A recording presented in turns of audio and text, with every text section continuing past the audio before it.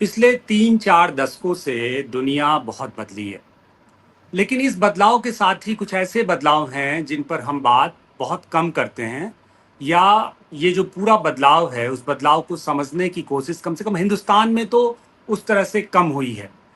मैं आज बात कर रहा हूँ सिनेमा की और सिनेमा के बरक्स जो दूसरे माध्यम थे जिनको हमारी पीढ़ी कम से कम देखते हुए बड़ी हुई है। नुक्कड़ नाटक हो या लोक संस्कृत के दूसरे तमाम घटक हों। उन सभी के साथ एक खास तरह का एक बदलाव आया है और आज की जो पीढ़ी है या खासकर हमारी जो दुनिया है उसमें नेटफ्लिक्स, अमेजन प्राइम और दूसरे जो वेब सीरीज और जो एक खास तरह के ओटीटी प्लेटफॉर्म्स का दखल है, उसके साथ जाहिर सी बात है हमें पूरी दुनिया के सिनेमा का एक एक्सपोजर मिला है, पूरी दुनिया के सिनेमा को समझने और देखने का मौका मिला है। कम से कम 1.5-2 दशक पहले तो दुनिया के दूसरे हिस्सों के सिनेमा से हमारा खुद का जो एक परिचय था वो बहुत छोटा या ना के बराबर था। इन्हीं विषयों पर बात करने के लिए आज हमारे साथ नृपेंद्र चारवाक जी। नृपेंद्र चारवाक जी इंडियन इंस्टीट्यूट ऑफ मैनेजमेंट के विद्यार्थी रहे हैं और तमाम स्टार्टअप्स और खासकर सामाजिक विषयों पे बहुत अच्छा दखल रखते हैं।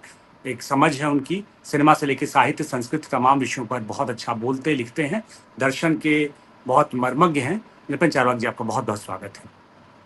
धन्यवाद रुपेश जी। नमस्कार सर।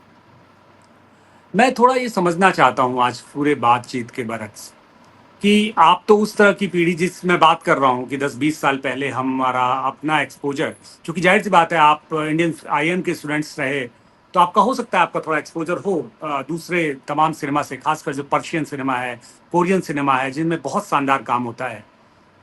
आपको क्या लगता है कि ये जो भारतीय सिनेमा को लेके जो खास तरह का बदलाव आया है, जिसमें हमारा सिनेमा देखने का भी जो पूरी संस्कृति वो भी बदली है, खासकर जब हम लोगों ने सिंगल स्क्रीन थिएटर के दौर में हम लोग आए हैं।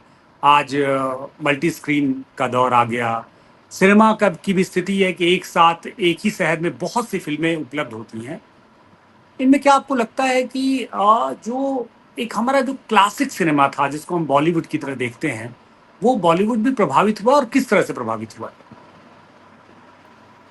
रुपेश जी, अगर हम काफी समय पहले से, जब से हमारे यहाँ मूक फिल्में बनती थी, वहां से शुरू करें, जब एक एक मूवी में 20-20, 25-25, 30-30, 40-40 गाने हुआ करते थे और लोग थिएटर में जाते थे और एक एक शहर में सिर्फ एक या दो सिनेमा हॉल होते थे और वो महीनों सालों मूवीज चलती थी, जबकि वो मूक होती थी तब भी वो महीनों सालों चलती थी। फिर दौर बदला, गाने कम हुए, मूवी का साइज कम हुआ और फिर बोलने वाली मूवीज आने लग गई तो और वो हिट हुई। और इंडियन सिनेमा मोस्टली उस समय भी फॉरेन को ही फॉलो करता था, फॉरेन के सिनेमा को ही फॉलो करता था। लेकिन यहाँ उस समय धार्मिक मूवीज ज्यादा, टेक्नोलॉजी वहां की होती थी और यहाँ धार्मिक ज्यादा मूवीज बनती थी। फिर धीरे धीरे यहाँ सामाजिक बनने लग गई, सामाजिक में भी एक पूरे के पूरे लाइफ टाइम को लेकर मूवीज बनाई जाने लग गई। ऐसा नहीं होता था कि छोटी स्टोरीज बनाई जाए, क्योंकि अगर आप बाहर देखें, पर्शियन देखें या कोरियन जिनकी आपने बात की, ये लोग एक इंस्टेंस को लेकर, एक स्टोरी को लेकर मूवीज बनाते थे और उसी में सारा का सारा इमोशन डाल देते थे। जैसे थिएटर्स थे हमारे यहाँ, थिएटर्स जो कि बहुत ही डाइंग आर्ट हो रही है, नुक्कड़ हो रहे हैं, एक छोटे छोटी चीजों पर बनते थे। धीरे धीरे अगर हम देखें, इस चीज को ध्यान दें, तो फिर मल्टीप्लेक्सेस आ गए, क्योंकि मल्टी स्क्रीन का जमाना आ गया। साल साल भर मूवीज नहीं लगती थी। अगर एक महीना भी मूवी चल गई मल्टीप्लेक्सेस में सारे में, तो उसने 500 करोड़, 1000 करोड़ की बात होती है आजकल। तो अगर ध्यान से देखा जाए तो मैंने इस चीज को रियलाइज किया है कि सिनेमा में, इंडियन सिनेमा में वर्टिकल और हॉरिजॉन्टल दोनों तरीके की वृद्धि हुई है। क्वालिटी भी बहुत बढ़ी है। और हम जो क्लासिक सिनेमा की बात करते हैं, शोले की बात कर लें या उससे देवदास की बात कर लें, दिलीप कुमार की, या उसकी बात, इस तरह के हम सिनेमा की बात करें, तो वो जो जिन स्टोरीज पर बनी है, देवदास जिस पर बनी हुई है, जिस नॉवल पर बनी हुई है, उसको, उसके पीछे का भाव देखिए क्या है। और वो क्लासिक नॉवेल्स पर ही क्लासिक मूवीज बनी थी उस समय की, जो जो चीजें लिखी गई थी, लिखने वालों का जो तरीका होता था वो भी बहुत ही डेडिकेटेड, मतलब 10-10, 15-15 साल वो उसी विषय पर लगे रहते थे, तब लिखते थे और उस पर एक मूवी बनती थी। अब ऐसा नहीं रह गया, अब पैसा आ गया। एक जमाने में पाकीज़ा बनी थी, बहुत पैसा लगा था उसमें, और क्या ग्रैंड्योर था उसके अंदर। मुगले आजम बनी थी। आज की डेट में संजय लीला भंसाली वैसी मूवी 6 महीने में बना डालते हैं, जो कि सालों साल बनती थी उस समय मूवी। तो चीजें चेंज हुई हैं। और बिल्कुल। इसमें चेंजेस में दोनों चीजें हैं, क्वालिटी ऑफ मूवीज भी बहुत बढ़ा है। एक चीज मैंने रियलाइज की है, एक समय होता था जब फॉरेन, मैं ये यूएस से देख रहा हूँ, इसको ऑब्जर्व कर रहा हूँ यूएस में आपने देखा होगा ज्यादा से ज्यादा 1.5 से 2 घंटे की मूवीज होती, क्योंकि वहाँ गाने ज्यादा होते नहीं है, और छोटी सी मूवी एक स्टोरी को लेकर, एक पर्टिकुलर चीज को लेकर, एक पर्टिकुलर विषय को लेकर स्टोरीज बनती थी। जब से ओटीटी या हम ये वेब सीरीज का जमाना आया, और सबसे ज्यादा यूएस ने ही शुरू किया इसका, लेकर यूएस ही आया था, क्योंकि हम सोप ओपेरा रहे हों चाहे वेब सीरीज रही हो, उस मैं अपने फादर से पूछता था कि हमारे यहाँ 3 घंटे की मूवी होती, 3.5 घंटे की मूवी होती, उनके यहाँ 1.5 घंटे की क्यों होती है? तो उनका एक बड़ा स्टैंडर्ड सा जवाब होता था कि उन लोगों के पास समय नहीं इतना, वो सारे कामों के बीच में से अपना थोड़ा सा समय निकाला एंटरटेनमेंट के लिए, और 1.5 घंटे की मूवी में उनका हो गया काम, उन्होंने वो एंटरटेन हो गए। वही जनता, वही लोग अब 10 घंटे की वेब सीरीज देखने को वो है। अब एक बिंज वॉचिंग सिस्टम आ गया कि एक बार बैठे अगर देखना शुरू किया तो आखिर तक देखेंगे, 6-6, 7-7, 8-8 घंटे की वही जनता। हमारे यहाँ भी 3 घंटे की मूवी देखने जाते थे तो पहले प्लान बनता था कि फलाने दिन जाएंगे, टिकट बुक कर लिया जाए या क्या कर लिया जाए, और फिर जाते थे, लौट के आते थे, फिर it was like outing kind of thing. अब टीवी, बड़ा सा टीवी ले लिया, उसके सामने बैठे हुए हैं, 8-8, 9-9 घंटे बच्चे बैठे रहते हैं, लोग बैठे रहते हैं और देखते रहते हैं। मेरे कितने सारे फ्रेंड्स हैं जो कि सैकड़ों वेब सीरीज इधर उधर की डाउनलोड करके रखते हैं अपने मोबाइल में, कि कहीं ट्रैवल करेंगे तो रास्ते भर देखेंगे। तो एंटरटेनमेंट का एक बहुत बड़ा, जो शायद हम खुद ही नहीं जानते थे कि हमें एंटरटेनमेंट की इतनी भूख है कि हम समय निकाल के एंटरटेन होने जाएंगे, हम अलग से समय निकालेंगे, हम अपना काम धंधा छोड़ के अब एंटरटेन होने जाएंगे। तो वो जो भूख है वो नहीं, कहीं ना कहीं। पहले भी तो लोग जाते थे ना, पहले भी तो लोग बल्कि सिनेमा हॉल में देखने का जो कल्चर है वो घटा है। सामान्य तौर पे तमाम सर्वे बता रहे हैं कि जी। अब देश में सिनेमा हॉल जाने वाले दर्शकों की संख्या बहुत कम हुई है। हाँ। तो पहले भी लोग देखते थे। नहीं, पहले लोग जाते थे, पहले इस चीज को सेलिब्रेट किया जाता था कि आज सिनेमा जा रहा है, पूरी फैमिली जा रही है, हम लोग हम्म। मूवी देखने जाएंगे, या फ्रेंड्स जा रहे हैं, फ्रेंड्स का ग्रुप जा रहा है। वो एक एक आउटिंग का वो था। आप ओवरऑल देखिए, आउटिंग का कल्चर ही बंद होता जा रहा है। अगर आप खाने की बात करें तो जोमेटो, स्विगी आपके घर पर दे जाते हैं। उसी तरीके हम्म। से ओटीटीज जितने हैं वो सारे के सारे आपको घर पर सब कुछ दिखा रहे हैं। जो आपको देखना हो, नई मूवी रिलीज होती है, सिनेमा हॉल में महीना भर चलती है, उसके बाद ओटीटी के ऊपर आ जाती है। कहने का मतलब ये है कि ये एक अनएक्सप्लोर्ड विस्फोट था जिसको हम नहीं जानते थे। एंटरटेनमेंट एक्सप्लोजन कहना चाहिए जिसको, मैं कहूंगा अपनी भाषा में। और ये एक्सप्लोजन एक बहुत ही अच्छी अपॉर्चुनिटी भी लेकर आया है, अगर हम इंडियन यूथ की बात करें या फॉरेन यूथ की बात करें। आपने शायद यूट्यूब पर नहीं देखा होगा, यूट्यूब पर बहुत शॉर्ट स्टोरीज आजकल बनने लगे, जिसमें बड़े रिनाउंड एक्टर्स, नसीरुद्दीन शाह और के मेनन और ये सब जो हैं, ये 20-20 मिनट की मूवीज हैं, 20 मिनट 25 मिनट की मूवीज, ढेरों हजारों लाखों मूवीज हैं इस तरह की। और वो छोटी मूवीज हैं, कुछ छोटी सी स्टोरी, मतलब की स्टोरी, और देखिए आपको मजा आ जाएगा। आपको आपको और कुछ देखने की जरूरत ही नहीं पड़ेगी। आप हॉरर मूवीज भी हैं उसमें। तो राइट। ये आज के यूथ के लिए जो अनएम्प्लॉयड है, जो रील बना रहा है, रील बना के खुश है कि मैं फेमस हो गया, उसके लिए बहुत अच्छी अपॉर्चुनिटी है। वो 4 अच्छे दिखने वाले, सुंदर दिखने वाले, फोटोजेनिक लोगों को ढूंढ सकता है, जो कि खुद ही भूखे हैं टीवी पर आने के लिए या स्क्रीन पर आने के लिए। एक अच्छी स्टोरी किसी से लिखवा सकता है, उसको इस तरीके डायलॉग लिखवा सकता है। बहुत सारे लोग हैं जिनके अंदर टैलेंट है, लिखना जानते हैं। और ये 4-5 लोग अपनी एक टीम बनाकर, और अपने मोबाइल से, आईफोन से, अच्छे मोबाइल से आप अपनी मूवी शूट कर सकते हैं, एडिट कर सकते हैं, और उसको यूट्यूब पर डाल सकते हैं। धीरे धीरे आपकी आपकी कला परिष्कृत होती जाएगी। आप बढ़िया सा एक ग्रुप बनाकर और बहुत सारी मूवीज बना सकते हैं। और अभी तो हमारे यहाँ स्टूडियो, अच्छी अच्छी लाइट्स और इन सब की जरूरत है। अच्छा, आपने एक सुना जो भी होगा लैंग्वेज बैरियर था आज से कुछ जी। दिन पहले, जी। भाषा का बहुत बड़ा बैरियर था। आप सिनेमा का मतलब वो Bangla cinema, Odia cinema, Kannada cinema, Hindi cinema में ऐसा बटा हुआ था। अब क्या है, आपके पास एक ही सिनेमा जो है, ढेर सारे सब टाइटल्स में और ढेर ढेर सारे इस तरह के विकल्प उपलब्ध है कि आप उसकी लैंग्वेज बदल सकते हैं। आप जी। उसको कई भाषाओं में देख सकते हैं। अच्छा सिनेमा है तो अपने आप वो डबिंग वबिंग हो जाता है, आ जाता है, और आप देख लेते हैं। मतलब उड़िया में बने चाहे कन्नड़ में बड़े, भाषा भाषा का बैरियर लगभग लगभग खत्म हो गया सिनेमा में। क्या देश की, दुनिया के तमाम विषयों में भाषा अब कोई बैरियर नहीं है। ऐसे जी। में कुछ समय पहले भारतीय सिनेमा का मतलब माना जाता था कि बॉलीवुड सिनेमा। जी। अभी क्या है कि हम खुद जब नेटफ्लिक्स पे या अमेजन प्राइम पे या दूसरे ऑप्शंस में ओटीटी पे जाते हैं, तो हम ढेर सारे ऐसे सिनेमा आपको मिलते हैं जो हैं तो भारतीय सिनेमा, लेकिन वो मेन स्ट्रीम सिनेमा नहीं है, वो हिंदी के सिनेमा नहीं है, वो कन्नड़ से बंग अभी देखिए, टूरिस्ट फैमिली करके एक तमिल सिनेमा, एक वेब वो, हाँ, मूवी ही है जो मूवी। डब होके अभी आई है और तमाम नेटफ्लिक्स पे आई थिंक उपलब्ध है। बहुत पॉपुलर है, बहुत लोगों देख रहे हैं। सुना, पता चला कि 8 करोड़ में सिनेमा बना और 1200 करोड़ रुपया कमा चुकी है अब तक। तो अच्छा कंटेंट देखने का की सलाहियत बढ़ी है, लोग जो है खूब देख रहे हैं और लोगों तक उपलब्ध भी हो रहा है। खास तरह का एक अवसर है लोगों के पास कि आप चूज कर सकते हैं। ओटीटी पे ढेर सारे ऑप्शंस हैं, आप उसमें से जो बेहतर हो, जो आपको पसंद हो, आप चुन लेते हैं।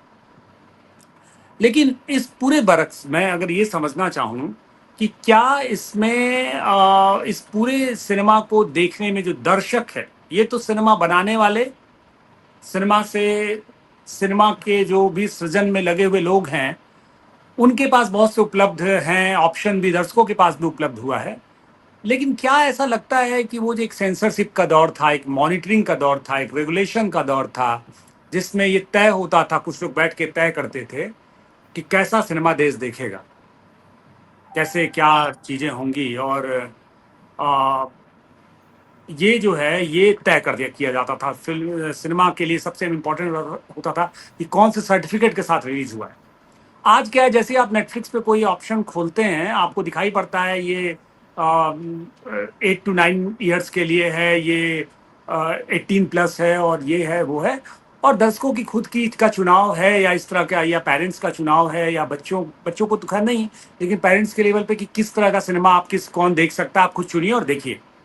ऐसे में क्या लगता है कि एक खास तरह का ये देश उस तरह का तैयार है, जिस तरह के सिनेमा की बॉम्बिंग है और जिस तरह की इंफॉर्मेशन आ रही है, उसके लिए क्या देश तैयार है, या ऐसा हो रहा है कि बहुत सी चीज़ें जो सेंसर और अनसेंसर्ड हैं, वो डायरेक्ट पहुंच रही है, और उसको आप किस तरह से देखते हैं? बड़ा डिबेटेबल है रुपेश जी। देखिए, कई दिन पहले, कई सालों पहले मैंने जावेद अख्तर जी का एक इंटरव्यू सुना था, कहीं पढ़ा था या देखा था, कहीं किसी चैनल पर कहीं पर देखा था। उन्होंने कहा था कि उनसे पूछा गया क्या फिल्में या सीरीज जो होती है वो समाज का आईना है या समाज उनको देख के सीखता है। तो उनका बड़ा अच्छा जवाब था कि उन्होंने कहा था कि समाज का ही आईना है, समाज उनको देख के नहीं सीखता है, समाज से ही स्टोरी समाज से आती है। हम कोई एक अगर हम कोई नई चीज देख के आते हैं जो समाज में नहीं हो रही, तो उसको फैंटेसी कहा जाता है। वो फैंटेसी मूवीज होती हैं, वो बहुत कम बनती हैं और वो जल्दी डाइजेस्ट भी नहीं होती लोगों को, क्योंकि वो अभी उन्होंने देखा ही नहीं, उन्होंने सुना नहीं है। बहुत पहले की बात है, मैं ये गैंग्स ऑफ वासेपुर जैसी मूवी नहीं आई थी जिसमें कि बहुत गालियां दी गई हैं, और गालियों के वजह से ही शायद वो बहुत ज्यादा पॉपुलर हुई, क्योंकि लोगों के अंदर का जो उद्गार था, जो लोग डेली रोजमर्रा गाली देते थे, उतनी गालियां उसमें दी गई हैं, जो कि हम लोग अक्सर देखते हैं। आप अगर पब्लिक ट्रांसपोर्ट में चलिए या कहीं भी चलिए, लोग ये नहीं देखते हैं कि वो औरतों के साथ बैठे हैं, किसके साथ बैठे हैं, गाली गलौज और इस तरह की अभद्र भाषा का इस्तेमाल करते रहते हैं। मैं बहुत पुरानी बात बता रहा हूँ, मैं दिल्ली में खड़ा हुआ था एक जगह पर, और वहां पर कुछ 10th 11th के आसपास की उम्र की लड़कियां खड़ी थी, जो कि अच्छे घरों की थी, मतलब बहुत अच्छे घरों की, मतलब अच्छे घरों की नहीं, जो कि ड्राइवर शोफर ड्रिवन कार्स में आई हुई थी, और वो कुछ काठी रोल वगैरह खा रही थी, तो ऑर्डर किया होता उन्होंने। और वो लोग जिस लैंग्वेज में बात कर रही थी, जो उनकी भाषा थी, जो गालियां वो दे रही थी, मैं और मेरा एक फ्रेंड खड़ा था, हम लोग चौंक गए कि ये इस तरह की भाषा तो जनरली हमने आदमियों को इस्तेमाल करते नहीं देखी। उसके बाद अगर वासेपुर आती है तो चौंकाती नहीं है, क्योंकि जब इस तरह की भाषा उस तरह के छोटे छोटे बच्चे यूज कर रहे हैं, तो कोई यार ये समाज से ही आ रहा है। दूसरी चीज जो आपने कहा, सेंसर वाली बात, इसका एक बहुत अच्छा एग्जांपल मैं दूंगा। हम लोग कोई बहुत सारी मूवीज देखने जाते हैं या सीरीज देखते हैं, तो उनके रिव्यूज पढ़ते हैं हम। कोई एक रिव्यू की साइट होती है या कोई रिव्यूअर होता है जो रिव्यू देता है, वो 10 में से उसको 6 देगा, 5 देगा, 4 देगा। कोई एक रिव्यूअर है जो कि सबका अलग अलग होता है। हम ये नहीं जान पाते। अभी मैंने एक मूवी देखी थी जिसका किसी रिव्यूअर ने, कोई इंडिविजुअल रिव्यूअर ने रिव्यू किया था, उसको 10 में से 4 स्टार दिए थे, लेकिन मेरे हिसाब से वो 8.5 थी, क्योंकि मेरा जो टेस्ट है, मेरी जो सोच है, मेरे हिसाब से वो 8.5 9 के आसपास जा रही थी। उसी तरीके से 4 लोग बैठकर सेंसर में एक चार्टर बनाकर कि अगर मूवी के अंदर इतनी गालियां हैं, इतने एक्सपोजर वाले सीन हैं, इतना ये है, और तो हम उसको इस कैटेगरी में कर देंगे, ये थोपना था। अब खुल रहा है, अब थोपने वाली कोई बात नहीं। आपको जो बनाना बनाइए और दर्शक पर छोड़ दीजिए कि आपको देखना है तो देखिए, नहीं देखना तो मत देखिए, ये आपके विवेक के ऊपर है। उसी तरह जैसे कि रिव्यूअर के रिव्यू से मत देखिए, आप अपने विवेक से देखिए, आपको मूवी अच्छी लगती है कि नहीं लगती है। हाँ, इसमें मैं IMDb को अलग रखूंगा, क्योंकि वहां पर एक आदमी का रिव्यू नहीं होता, बहुत सारे लोगों का रिव्यू होता है, जिसको एवरेज आउट करके एक नया रिव्यू बनता है। वो थोड़ा सा करीब होता है आपकी सोच के भी, उसको लोग अपने अपने हिसाब से करते हैं। तो जो आप बता रहे हैं सेंसरशिप, सेंसर क्या करना चाहते हैं? हर चीज तो अनसेंसर्ड है। आज इंटरनेट के जमाने में आप सेंसर क्या करना चाहते हैं? आप हर चीज, हर जो आप सोचते हैं कि इसको रोक लेंगे, वो सारी चीजें वहां पर उपलब्ध है। आप डार्क वेब, आजकल डार्क वेब तो 10वीं के बच्चे चला रहे हैं। आप क्या, किस चीज को आप रोकना चाहते हैं? सब कुछ, एवरीथिंग इज अवेलेबल। तो ये जो पब्लिक डोमेन में जो चीज है, जो सिनेमा, उसको कैसे रोकेंगे और क्यों रोकेंगे? क्योंकि वो तो आपकी सोच खोल रहा है, नई नई स्टोरीज ला रहा है, नई नई नए अवेन्यूज ला रहा है। कोई भी चीज जब आप रिस्ट्रिक्ट करते हैं तो बहुत तेजी से बाहर आती है। रिस्ट्रिक्ट करने की जरूरत नहीं है। ये बहुत बढ़िया मीडियम है और बहुत अच्छी अपॉर्चुनिटी, चाहे वो एम्प्लॉयमेंट से रिलेटेड हो, चाहे साहित्यिक हो, चाहे दिमाग को खोलने की हो, ये हर तरह की अपॉर्चुनिटी दे रहा है लोगों को एक अलग डायमेंशन में बढ़ने का रास्ता दिखा रहा है। जी। अच्छा, मैं इसको एक चीज़ और जो मुझे लगता है एक फुट नोट्स और है कि जैसे हम अगर अपने पुराने 90 और 2000 के आसपास के सिनेमा को ध्यान से देखें, तो उसमें एक खास तरह का इमोशनल पक्ष था जो दिखता है। आप लगातार मदर इंडिया और तमाम दूसरे 2 बीघा ज़मीन की जब बात करते हैं, तो उसमें खास तरह का एक भाव पक्ष है। कुछ खास तरह के वैल्यू सिस्टम हैं जिसको प्रोटेक्ट करने की बात हो रही है कि ये इंडिया है, ये हमारा समाज है, ये लोग हैं। और सोसाइटी जो है बहुत क्लियरली 2 पार्ट में बँटा है, एक व्हाइट है, एक ब्लैक है। वहाँ ग्रे नहीं है कुछ भी। वहाँ जो व्हाइट है वो कंप्लीट व्हाइट है, जो ब्लैक है वो कंप्लीट ब्लैक है। लेकिन असल में दुनिया तो ऐसी होती नहीं है, दुनिया तो ग्रे होती है। जी। अच्छा, एक चीज़ और है कि हमारे यहाँ जब कोई स्टार जब डायलॉग्स देता है या सिनेमा में, जब पुरानी फ़िल्मों की बात कर रहा हूँ, तो वो उसके चेहरे पे भाव एक दिखता था। हर डायलॉग्स में वो जितना संवाद बोल रहा होता था, उससे ज़्यादा उसका चेहरा बोल रहा होता था, उसका फेस बोल रहा होता था। हम लगातार बात जब करते थे तो ये बुनियादी अंतर था। बहुत पहले मैंने आदिल हुसैन का एक इंटरव्यू लिया था किसी पत्रिका के लिए, लाइफ ऑफ पाई वाले आदिल हुसैन। तो एनएसडी में तब वो पढ़ाते थे, तो उन्होंने मुझसे कहा था कि, मैंने कहा कि आप हॉलीवुड में काम करते हैं, आपका क्या अनुभव रहा? तो वो बोला करते थे कि हॉलीवुड में मेरा मेरा जो डायरेक्टर था वो मुझसे कहा करता था कि अपने चेहरे पे एक्सप्रेशन कम लाओ। बॉलीवुड के लोगों के साथ बड़ी प्रॉब्लम, उनके चेहरे पे बड़ा एक्सप्रेशन आ जाता है। वो पानी भी मांगते हैं माँ से, तो ऐसा मांगते हैं कि मतलब उनके मतलब बस वो दिख जाएगा कि माँ है, जबकि असल दुनिया में ऐसा होता नहीं है। जब हम बात करते हैं हॉलीवुड के सिनेमा में, तो वहाँ पे चेहरे पे एक्सप्रेशन कम होता है। चूंकि हमारे यहाँ मूलतः जो बड़े कलाकार थे या लंबे कलाकारों की ऐसी फहरिस्त है जो थिएटर से आए थे, तो थिएटर में थोड़ा थिएटर की अपनी भाषा होता है, अपना शिल्प होता है, अपना क्राफ्ट होता है।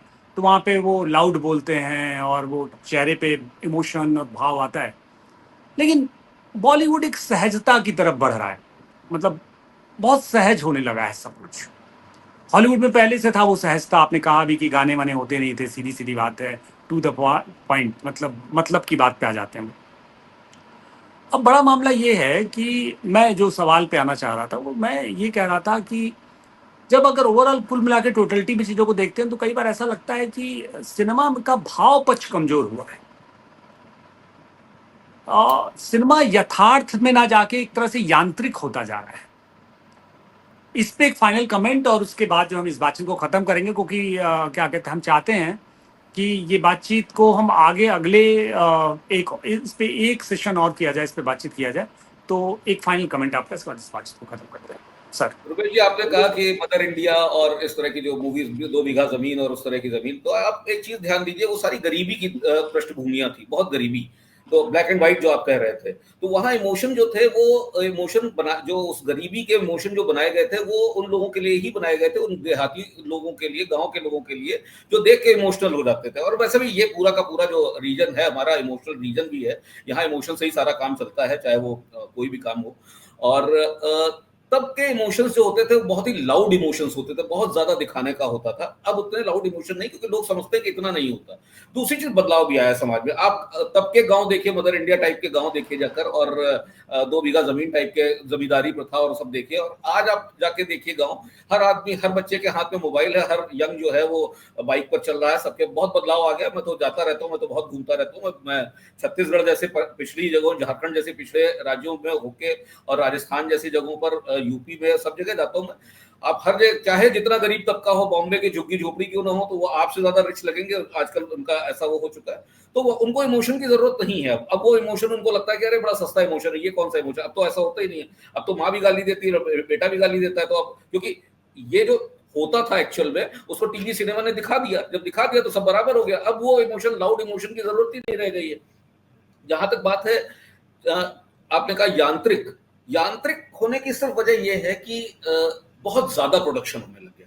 जब बहुत ज्यादा प्रोडक्शन होने लगा, बहुत सारे एक्टर जिन्होंने कभी कोई फॉर्मल ट्रेनिंग नहीं ली है, लोग राइटर्स जिन्होंने कोई फॉर्मल ट्रेनिंग नहीं ली है, ना ज्यादा पढ़ा है, ना ज्यादा खुद लिखा है, और उसी तरह के डायलॉग है, सस्ते से बहुत गहरे डायलॉग नहीं है, तो यांत्रिक तो होगा ही। लेकिन उसमें कहीं ना कहीं क्वालिटी भी आती है। जब बहुत क्वांटिटी हो जाती है, कहीं ना कहीं क्वालिटी भी निकल के आती है, और वही क्वालिटी फिल्टर होगी। मैं बड़ा आशावान हूँ इस फील्ड के लिए, इस एंटरटेनमेंट जो फील्ड है, और जिस तरीके से फैल रही द एंटरटेनमेंट एक्सप्लोजन जो हो रहा है, मैं इसको आगे चलकर समझता हूँ कि बहुत बहुत ज्यादा रोजगार देने वाली, बहुत ज्यादा लोगों को एंगेज करने वाली, डिस्ट्रक्टिव न करके कंस्ट्रक्टिव बनाने वाली एक इंडस्ट्री बनने वाली है। और मेरे ख्याल से आईटी के बाद ये सबसे बड़ी इंडस्ट्री है ही है शायद, और ये आगे भी बहुत ज्यादा फ्लरिश करेगी।